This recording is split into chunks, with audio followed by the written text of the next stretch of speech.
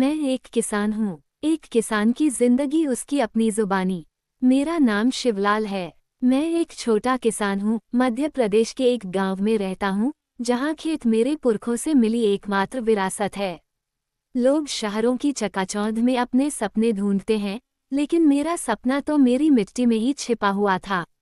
जब मैं बच्चा था, तब मेरे पिताजी सुबह 4 बजे उठकर खेतों की तरफ निकल जाते थे।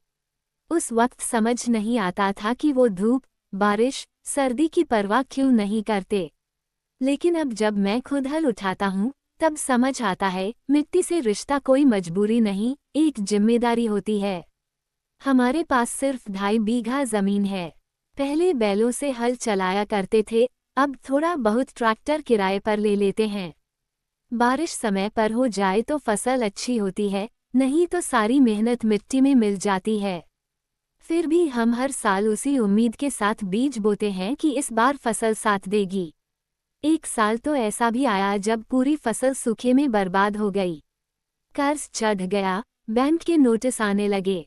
गांव के कुछ किसान उस साल टूट गए, कुछ ने जान तक दे दी।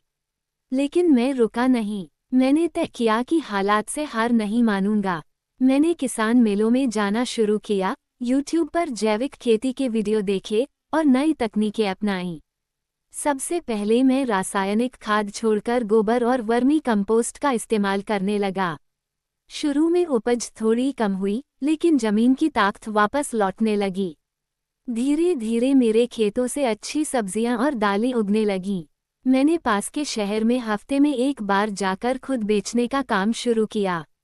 अब मुझे बिचौलियों पर निर्भर नहीं रहना पड़ता। आमदनी भी पहले से बेहतर हो गई है। अब गांव के दूसरे किसान भी मुझसे सलाह लेने आते हैं।